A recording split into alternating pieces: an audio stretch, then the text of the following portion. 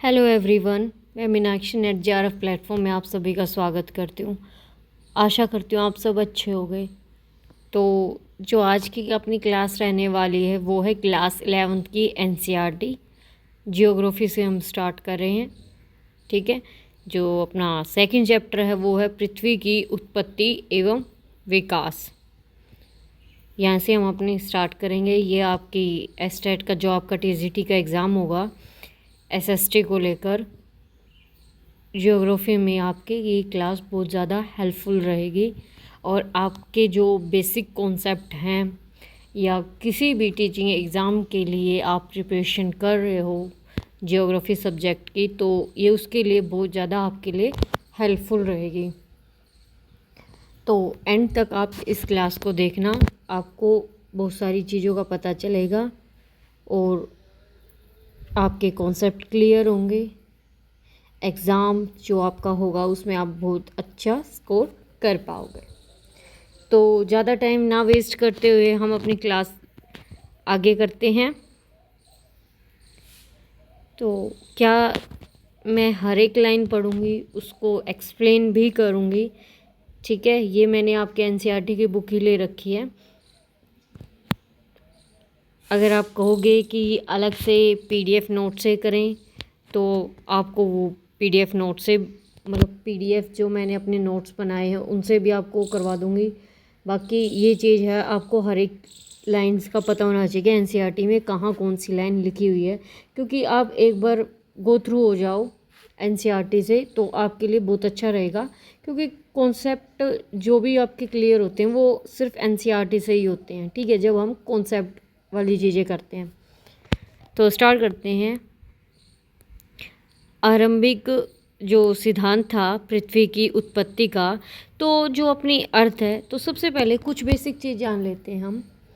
ठीक है, जो अपना जियोग्राफी वर्ड था, ठीक है, जियोग्राफी अगर पूछ लिया जाए तो अपना जो जियोग्राफी वर्ड था वो किसने दिया था? कमेंट बॉक्स में बताओ कि जियोग्राफी वर्ड किसने दिया था।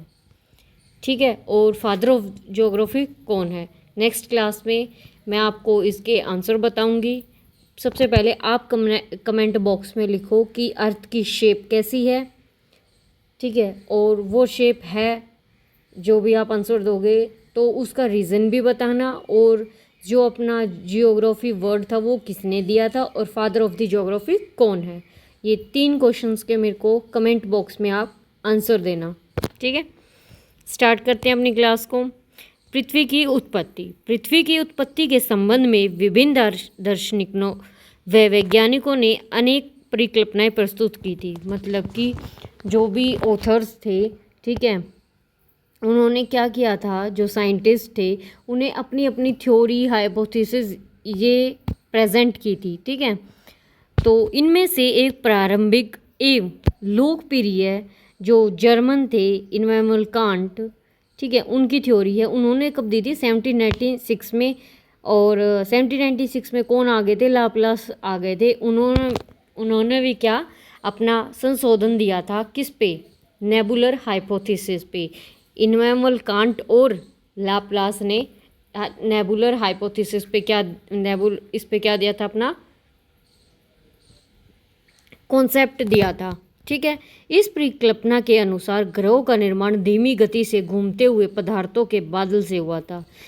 ऐसा बोला गया है कि जो भी अपने ग्रह हैं, ठीक है, उनका जो निर्माण है ना, मतलब कि अपने जो ग्रह हैं, जो बादल घूम रहे थे उनके आसपास जो भी स्लो स्पीड में, ठीक है, उनकी वजह से क्या हुआ है, उनके जो पदार्थ थे, मतलब डस्ट पार्टिकल से जो थे, उनसे अपने ग्रहों का क्या हुआ? निर्माण हुआ है। जो सूर्य था वो अपना युवा स्टेज में था, मतलब कि युवावस्था यानी स्टार्टिंग फेज जो होता है उससे संबंध था। ठीक है, 1950 में रूस के ओटो स्मिथ व जर्मनी के कार्ल वाइस्वकर ने भी क्या किया था? नेबुलर हाइपोथेसिस में कुछ संशोधन किया था। मतलब कि उन्होंने भी कुछ चेंजेस किए थे किसी पर?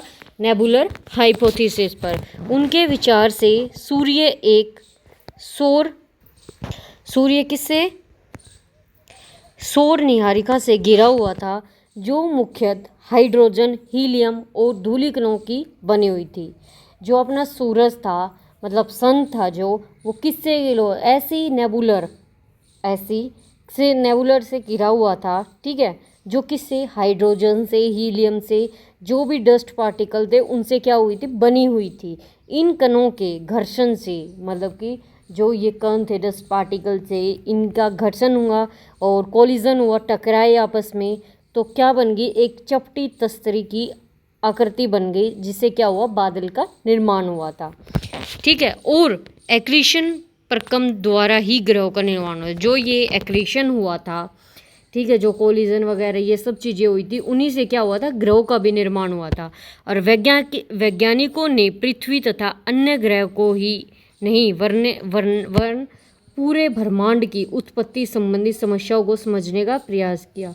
उन्होंने सिर्फ अर्थ को नहीं, ठीक है, अपने जितने भी ग्रह थे उनको भी नहीं, बल्कि पूरा जो ब्रह्मांड है, अपना यूनिवर्स है, उसकी उत्पत्ति से जो संबंधित जो भी उसके समस्याएं जो समझने का उन्होंने क्या किया था, कोशिश की थी, प्रयास किया था। फिर जो आधुनिक सिद्धांत आए किसके, यूनिवर्स जो अपना बना था उसकी उत्पत्ति पर, ओरिजिन पर।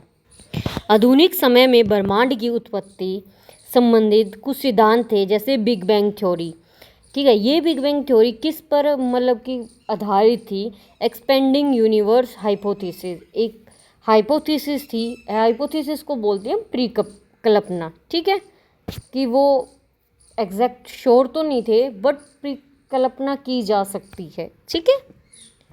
तो 1920 ईस्वी में एडविन हब्बल ने प्रमाण दिए कि ब्रह्मांड का विस्तार हो रहा है। जो एडविन हब्बल थे, उन्होंने क्या बोला कि जो अपना यूनिवर्स है ना, वो क्या हो रहा है, उसका एक्सपेंड हो रहा है, मतलब विस्तार हो रहा है, ठीक है। समय बीतने के साथ साथ जो अपनी आकाश गंगाएं हैं एक दूसरे से दूर हो रही हैं। आप प्रयोग कर जान सकते हैं, आप प्रयोग करके जान सकते हैं कि ब्रह्मांड का विस्तार का जो अर्थ है, वो एक गुब्बारा ले, उस पर कुछ निशान लगाएं। आप एक गुब्बारा लें, ठीक है, उस पर आप निशान लगाएं, जिनको आकाश गंगाएं मान ले, आप मान ले, एज्यूम कर लें आप कि वो आकाश गंगाएं, ठीक है। जब आप इस गुब्बारे को फुलाएंगे तो गुब्बारे पर लगे थे जो निशान, गुब्बारे के फैलने के साथ साथ वो एक दूसरे से दूर नहीं हो जाएंगे। अगर हम कोई बैलून ले लिया, हमने उस पर क्या किया, हमने कोई भी निशान लगाए, ठीक है, निशान लगाने के बाद जब हम उसे फुलाएंगे तो वो क्या हो जाएंगे, फूलने से वो क्या हो जाएंगे, एक दूसरे से दूर हो जाएंगे, मतलब कि एक्सपेंड होते चले जाएंगे, ठीक है। इसी प्रकार जो आकाश गंगाएं हैं उनके बीच की जो दूरी है वो क्या हो रही है, बढ़ रही है, और परिणाम स्वरूप ब्रह्मांड विस्तृत हो रहा है, और क्या हो रहा है, जो अपना यूनिवर्स है वो एक्सपेंड हो रहा है, ठीक है। यद्यपि आप यह पाएंगे कि गुब्बारे पर लगे जो हमने निशान बनाए थे वो दूरी हो गई उनकी, ठीक है, वो चेंज स्वयं भी, वो मतलब कि अगर हमने कोई निशान लगाया था तो वो जैसे जैसे फूलेगा गुब्बारा, ठीक है, तो वो क्या होगा, जो निशान हमने लगाया था वो भी तो एक्सपेंड करेगा, ठीक है, वही चीज़ बताइए। जबकि यह तथ्य के अनुसार नहीं है, बल्कि ऐसा नहीं होता। वैज्ञानिक ऐसा मतलब मानते हैं कि आकाश गंगा के बीच की दूरी बढ़, ये साइंटिस्ट मानते हैं ऐसा कि जो हमारी आकाश गंगाएं हैं वो क्या हैं, दूरी उनकी बढ़ रही है। परंतु जो अपनी आकाश गंगाएं के बीच विस्तार को नहीं सिद्ध करते, अतः गुब्बारे का उदाहरण आंशिक रूप से ही मानना है। मतलब कि वैसे माना गया कि हम ऐसा एज्यूम कर सकते हैं। बिग बैंग थ्योरी सिद्धांत के अनुसार ब्रह्मांड का विस्तार, जो बिग बैंग थ्योरी है वो यही बताती है कि जो हमारा यूनिवर्स है वो एक्सपेंड कर रहा है। जब हम एनसीईआरटी पढ़ते हैं ना, तो उससे बहुत सारी चीज़ें हमारी कवर हो जाती हैं। अगर हम मान लो अभी मैंने आपको ये एनसीईआरटी की क्लास करवा दी, क्लास 11th की जो भी ये एनसीईआरटी है फिज़िकल ज्योग्राफी की, मैंने आपको कवर करवा दी, तो इसके बाद अगर आप एक या दो बार इसको रिवाइज़ करेंगे तो ये चीज़ें आप कभी भी नहीं भूलेंगे। कभी भी आप ज्योग्राफी से रिलेटेड किसी भी एग्ज़ाम में आपकी अगर ज्योग्राफी आने वाली है तो आप बहुत अच्छे से क्वेश्चंस को कर पाएंगे, अगर आप कॉन्सेप्ट समझते हुए चलेंगे। फर्स्ट जो बोलते हैं कि आरंभ में भी सभी पदार्थ जिनसे ब्रह्मांड बना हुआ है, ठीक है, अतः छोटे गोलक के रूप में एक स्थान पर स्थित थे। ये एक ही पोजीशन पर थे, जिसका आयतन कितना था, अत्यधिक सूक्ष्म व तापमान तथा घनत्व अनंत था। जो सूक्ष्म था, ठीक है, और जो तापमान था ना और जो उसकी डेंसिटी थी, घनत्व था, वो अनंत था। बिग बैंग की जो प्रक्रिया थी, इस अति छोटे गोलक में भीषण विस्फोट हुआ था। जो ये छोटा गोलक था यानी गोला था, तो उसमें क्या हुआ था, एकदम से विस्फोट हुआ था। इस प्रकार के विस्फोट की प्रक्रिया से वृत्त विस्तार हुआ, तो उससे क्या हुआ, फैलाव हुआ, स्प्रेड हुआ वो, ठीक है। साइंटिस्ट का विश्वास था कि जो बिग बैंग की घटना है आज से 13.7 अरब वर्षों पहले हुई थी। यह जो घटना थी ना वो 13.7 जो अरब ईयर्स चले गए जब हुई थी। ब्रह्मांड का विस्तार आज भी जारी है। वो बोल रहे हैं कि आज भी जो अपना यूनिवर्स है वो क्या है, फैल रहा है, विस्तृत हो रहा है। विस्तार के कारण कुछ ऊर्जा पदार्थ में परिवर्तित हो गई, जो एक्सपेंड हो रहा, तो उससे जो अपनी एनर्जी थी, ऊर्जा थी, वो क्या होगी, पदार्थ में जो पदार्थ थे, पार्टिकल्स थे, उनमें क्या होगी, वो भी ऐड ऑन हो गई। विस्फोट जो था बैंग के बाद 1 सेकंड के अल्पांश के अंतर्गत ही वृहत विस्तार हुआ। इसके बाद विस्तार की जो गति थी ना, वो स्पीड थी, वो क्या हो गई, स्लो हो गई। बिग बैंग होने के आरंभिक 3 मिनट के अंतर्गत ही पहले परमाणु का निर्माण हुआ। तो जो पहले परमाणु का निर्माण कब हुआ था, बिग बैंग होने के आरंभिक 3 मिनट पहले। और जो थर्ड पॉइंट बोलता है कि बिग बैंग से 3 लाख वर्षों के दौरान तापमान कितना था, 4500 केल्विन तक गिर गया। जो अपना टेम्परेचर था वो 4500 केल्विन गिर गया। और क्या हुआ, पदार्थ का निर्माण हुआ। परमाणुय जो था उसका जो पदार्थ थे उनका क्या हुआ, निर्माण हुआ। ब्रह्मांड जो पारदर्शी हो गया, ठीक है। और ब्रह्मांड के विस्तार का जो अर्थ है, आकाश गंगाओं के बीच की दूरी में विस्तार होना। जो अपनी गैलेक्सी हैं उनमें क्या हुआ, विस्तार हो गया बीच में। हॉयल ने इसका विकल्प क्या दिया, स्टेडी स्टेट कॉन्सेप्ट, स्थिर अवस्था संकल्पना, ठीक है, के नाम से प्रस्तुत किया। किसने, हॉयल ने। ये चीज़ें आप याद रखना क्योंकि यहाँ से क्वेश्चन पूछे जा सकते हैं। क्योंकि जब भी किसी का नाम आता है तो वो लाइन आपको ध्यान से अंडरलाइन करते हुए पढ़ के चलनी है। इस संकल्पना के अनुसार ब्रह्मांड किसी भी समय एक ही जैसा रहा होगा। ये जो इन्होंने संकल्पना दी थी, कॉन्सेप्ट दिया था, उसके अकॉर्डिंग तो जो अपना यूनिवर्स है वो क्या है, एक समय में ऐसा ही रहा होगा, एक जैसा ही। ब्रह्मांड के विस्तार संबंधी अनेक परमाणुओं के मिलने पर वैज्ञानिक समुदाय अब ब्रह्मांड विस्तार सिद्धांत के ही पक्षधर हैं। इसमें सिर्फ इतनी बात बोली गई है कि पहले उसने एक बैलून की शेप वाली बात बताई कि जैसे जैसे उसमें गुब्बारे को फुलाया जाएगा दूरी आएगी, वैसे ही अपना यूनिवर्स है, ठीक है, ये चीज़। फिर बिग बैंग की बात आ गई, बिग बैंग ने बताया, उसने परिकल्पना की कि ब्रह्मांड का विस्तार गुब्बारे का एग्जाम्पल दिया, ठीक है। और फिर उसने कुछ पदार्थ बताए कैसे उनका हुआ और कितने वर्षों पर कौन सी घटना हुई जो विस्फोट हुआ उसके बारे में बताया, ठीक है। फिर ब्रह्मांड में फिर हॉयल ने एक कॉन्सेप्ट दे दिया कि ऐसे ही रहा होगा। तारों का फिर निर्माण कैसे हुआ, अब देखते हैं। प्रारंभिक ब्रह्मांड में ऊर्जा एवं पदार्थ का वितरण समान नहीं था। जो स्टार्टिंग फेज था यूनिवर्स का, उसमें जो एनर्जी है और पार्टिकल्स हैं उनका जो वितरण है वो इक्वल नहीं था। डेंसिटी में मतलब घनत्व में आरंभिक भिन्नता से जो गुरुत्वाकर्षण बल है, ग्रेविटेशनल फोर्स है, उसमें भी क्या थी, भिन्नता थी, इनक्वालिटी थी, ठीक है। जिसके परिणाम स्वरूप पदार्थ का एक त्वरण हुआ। यदि एक त्वरण आकाशगंगाओं के बीच का आधार बना तो एक आकाशगंगा एक संख्या तारों का समूह है। जो अपनी आकाशगंगा है, ठीक है, वो क्या है, असंख्य, मतलब जिसको हम काउंट नहीं कर सकते, इतने तारों का क्या है, वो एक समूह है। और आकाशगंगाओं का विस्तार इतना अधिक होता है कि उनकी दूरी हजारों प्रकाश मापी जाती है, हजारों प्रकाश वर्षों में मापी जाती है। इतना क्या होता है, उनका विस्तार होता है, इतनी वो फैली हुई होती हैं। जो अपनी आकाशगंगा है उसमें हम गिन भी नहीं सकते उतने क्या होते हैं, तारे होते हैं, स्टार्स होती हैं, ठीक है।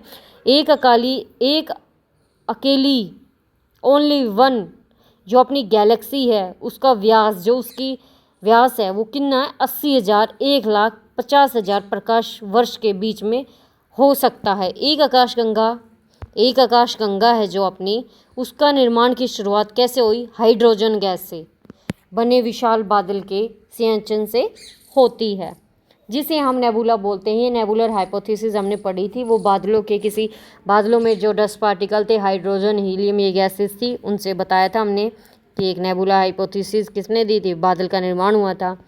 इस बढ़ती हुई निहारिका जो ये नेबुला है वो बढ़ रहा है और गैसों का झुंड जो है विकसित हुए, ये झुंड बढ़ते बढ़ते घने गैसीय पिंड बने, बहुत ज़्यादा क्या हो गई, गैसियस पिंड बन गई। जिन तारों का निर्माण आरंभ हुआ, ऐसे ही विश्वास किया जाता है कि तारों का निर्माण लगभग 5 से 6 अरब पहले हुआ। ठीक है, ऐसा माना जाता है कि ग्रहों का निर्माण, ग्रहों के विकास की निम्नलिखित अवस्थाएं मानी जाती हैं।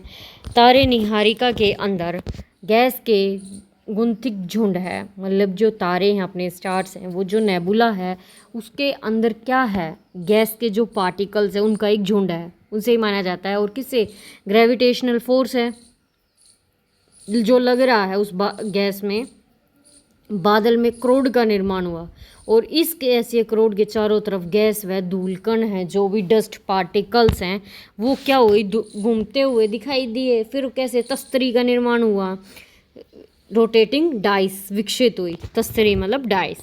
ठीक है, अगली जो अवस्था, पहली अवस्था में उसने बता दिया कि जो अपना नेबुला है उसके अंदर की जो गैस है वो झुंड बना हुआ है, वो ग्रेविटेशनल फोर्स से, ठीक है, बादल का क्रोड का निर्माण हो जाता है। ऐसे ही अगली अवस्था में बताएगा जो अपने बादल हैं वो गैसीय का संघनन आरंभ हुआ और क्रोड का ढकने वाला जो पदार्थ है वो छोटे गोलों के रूप में विकसित हो जाता है। ठीक है, और जो ये प्रक्रिया है प्लैनेट सिम्बल्स की, इससे विकसित हुए, फिर कोलिजन हो गया, पिंड बनने शुरू हो गए। जैसे कोलिजन हुआ, कोलिजन की क्रिया स्टार्ट हुई, ठीक है, तो अपने क्या बनने शुरू हो गए, पिंड बनने शुरू हो गए और गुरुत्वाकर्षण बल के परिणाम स्वरूप आपस में जुड़ गए। जो ग्रेविटेशनल फोर्स है, जैसे पिंड बने तो ग्रेविटेशनल फोर्स ने क्या किया, आपस में जुड़ गए फिर दोनों, और छोटे पिंडों की संख्या ही ग्रहणों है। जो लास्ट अवस्था बताई है इन्होंने, अंतिम अवस्था में इन अनेक छोटे ग्रहणों के सहवर्तित होने पर कुछ बड़े पिंडों ग्रह के रूप में बन गए। मतलब कि जो लास्ट स्टेज है ना, उसमें कुछ जो अपने ग्रहणों थे, ठीक है, उसमें कुछ बड़े पिंड जो थे वो इंक्लूड हो गए। ठीक है, जिससे क्या होता है कि ग्रह जो है, अपने ग्रह हैं, उनका क्या होता है, निर्माण हो जाता है। वो क्या हुआ फिर, जो अपने क्या बन गए, प्लैनेट्स बन गए, जो अपने छोटे छोटे क्या थे, पिंड थे, जो भी है अपनी सेलेस्टियल बॉडीज़ थी, उन सब के मिलने से अपना क्या बन गया, प्लैनेट। फिर कहते हैं कि जो अर्थ का है उद्गम कैसे हुआ। क्या आप जानते हैं कि प्रारंभ में जो पृथ्वी है, चट्टानी, गर्म और वीरान प्लैनेट थी। बिल्कुल जो अपनी जो अर्थ है वो क्या थी, बिल्कुल गर्म थी और वीरान थी, मतलब कि कुछ भी नहीं था, जिसका वायुमंडल विराल था और हाइड्रोजन व हीलियम से बना हुआ था। किससे बनी हुई थी, हाइड्रोजन और हीलियम से। और जो आज की जो अपनी अर्थ है वायुमंडल में बहुत अलग था। ऐसी कुछ घटनाएं, प्रक्रियाएं अवश्य हुई होंगी जिसके कारण चट्टानी, वीरान और गर्म पृथ्वी एक ऐसे सुंदर ग्रह में, ऐसी अच्छे प्लैनेट में क्या हो गई, चेंज हो गई, ट्रांसफॉर्म हो गई, जहाँ बहुत सा पानी, जीवन के अनुकूल वातावरण उपलब्ध हुआ। अगले कुछ भागों में हम पढ़ेंगे कि आज जो 460 करोड़ सालों के दौरान इस ग्रह पर जीवन का विकास कैसे हुआ। ठीक है,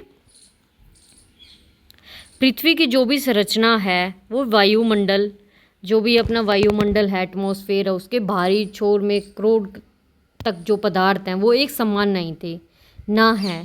जो उसका डेंसिटी है वो क्या है, कम है, किसकी, वायुमंडल की। पृथ्वी की सतह से इसके भीतरी भाग तक अनेक मंडल हैं, बहुत सारे मंडल हैं, और हर एक भाग के जो पदार्थ हैं वो अपनी अलग अलग कैरेक्टरिस्टिक्स रखते हैं, विशेषताएं रखते हैं।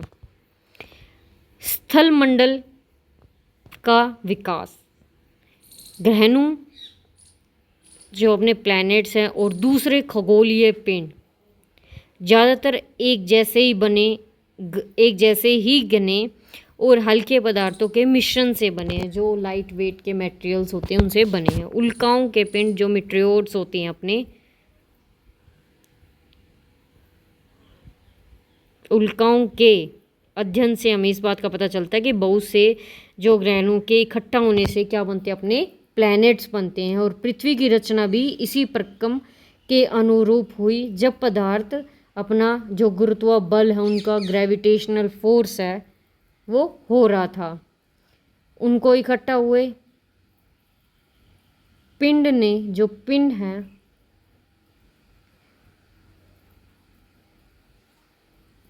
सेलेस्टियल बॉडीज हैं, जो अपनी पदार्थ को प्रभावित किया।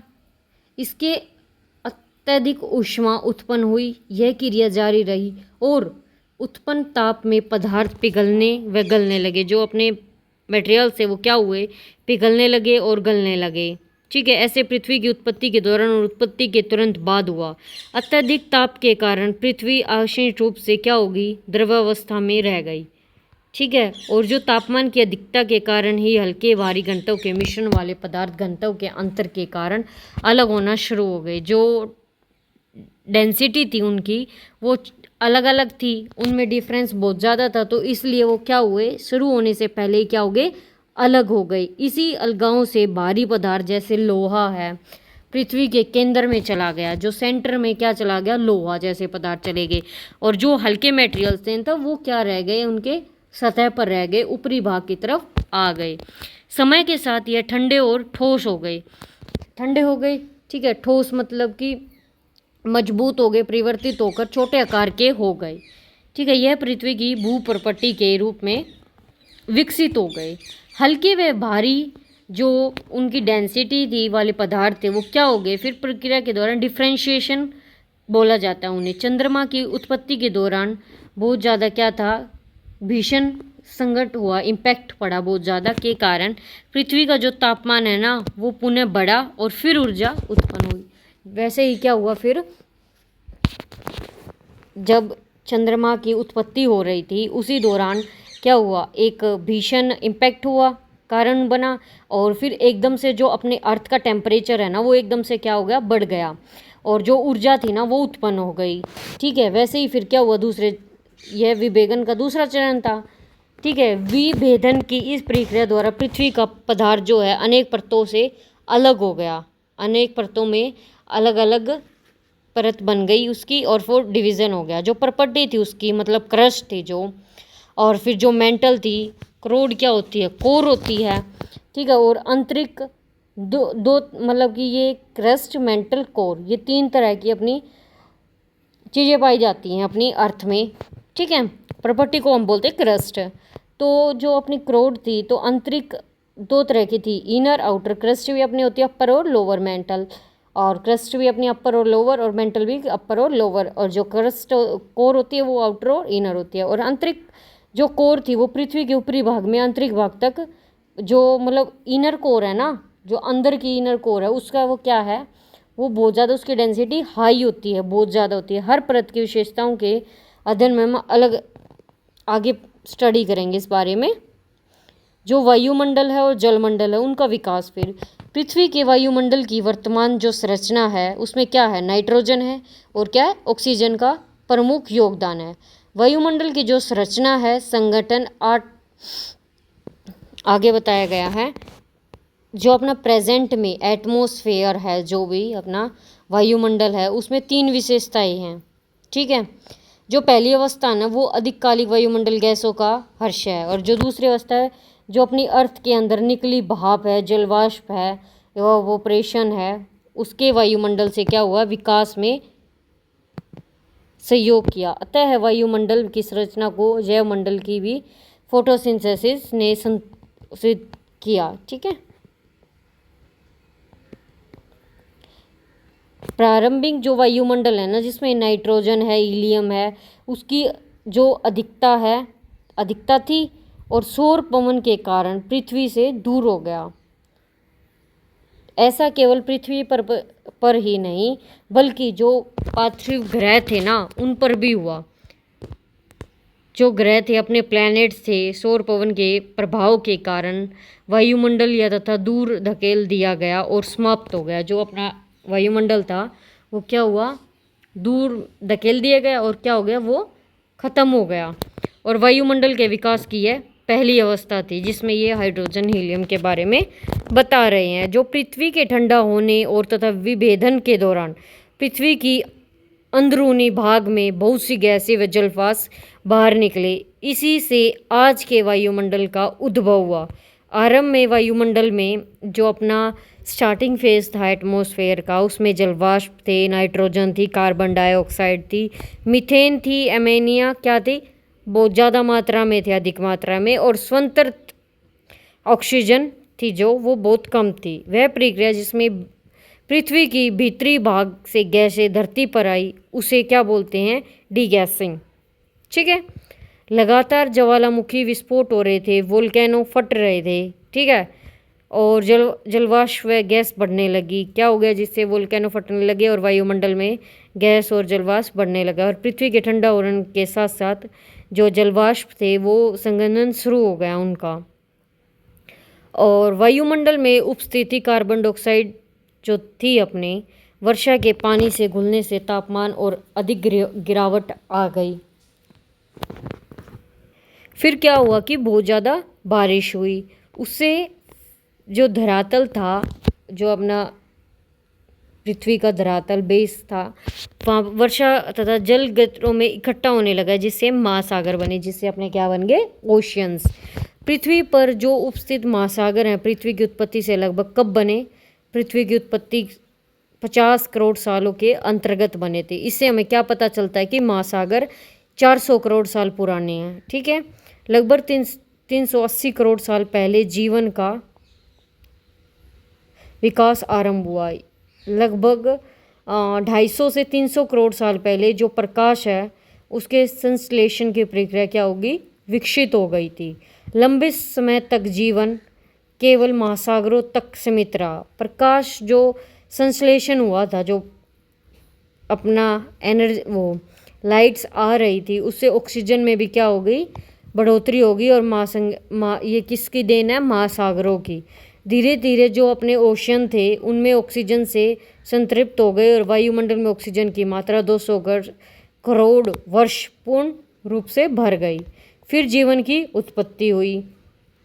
तो जो जीवन की उत्पत्ति का अंतिम चरण जीवन की उत्पत्ति वह विकास से संबंधित है। पृथ्वी का जो आरंभिक वायुमंडल जीवन के विकास के लिए अनुकूल नहीं था।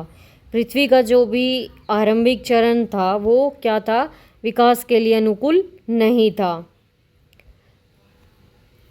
आधुनिक जो वैज्ञानिक है, साइंटिस्ट हैं, जीवन की उत्पत्ति को एक ही रासायनिक प्रतिक्रिया बताते हैं जिससे पहले जटिल जैव यानी कार्बनिक कॉम्प्लेक्स ऑर्गेनिक मॉलिक्यूल से बने थे। उनका समूहन हुआ था और समूहन ऐसा था जो आपको दोहराता है और निर्जीव पदार्थ को जीवित तत्व में परिवर्तित मतलब चेंज कर सका। हमारे ग्रह पर जीवन के चिन्ह जो हैं वो अलग अलग समय की चट्टानों में पाए जाने वाले जीवाश्म के रूप में हैं। जीवाश्म क्या होते हैं, फॉसिल्स। 300 करोड़ साल पुरानी जो भूवर्गिक शैल है ना वो पाई जाने लगी, जिससे क्या हुआ, आज की जो ब्लू ग्रीन एल्गी की संरचना से जो आज की ब्लू ग्रीन एल्गी है ना उससे मिलती जुलती है।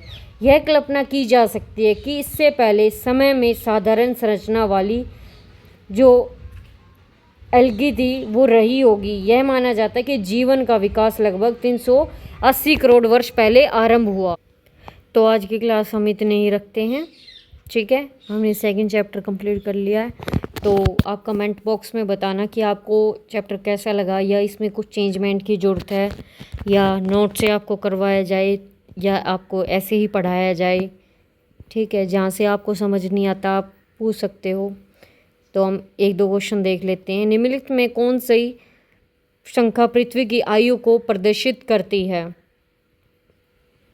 क्या आंसर आएगा इसका? 13.7 अरब वर्ष। ठीक है, एक क्वेश्चन आपके लिए भी रखते हैं कि निम्नलिखित में कौन सा तत्व, सबसे पहले ये देख लेते हैं, पृथ्वी पर जीवन निम्नलिखित में से लगभग कितने वर्षों पहले आरंभ हुआ? 3 अरब 80 करोड़ वर्ष पहले। निम्नलिखित में कौन सा तत्व वर्तमान वायुमंडल के निर्माण व संशोधन में सहायक नहीं है? सौर, पवन विभेदन, गैस उत्सर्जन या प्रकाश संश्लेषण? कमेंट बॉक्स में जल्दी से आंसर करके बताएं।